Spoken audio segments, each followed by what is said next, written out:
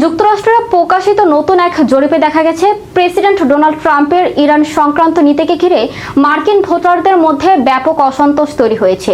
Financial টাইমসের প্রকাশিত জরিপ অনুযায়ী ৫৮% মার্কিন ভোটারদের মত ট্রাম্পের ইরান যুদ্ধের ফলাফল এর বিপুল ব্যয়ের তুলনায় মোটেও সন্তোষজনক নয়।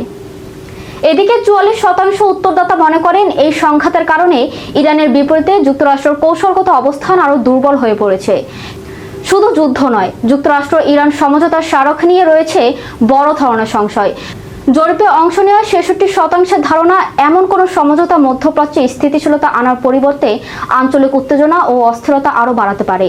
এরই মধ্যে নির্বাচনের আগে ট্রাম্পের জনসমর্থন কমে ৩৬% নেমে এসেছে বলেও জরিপে উল্লেখ করা হয়েছে।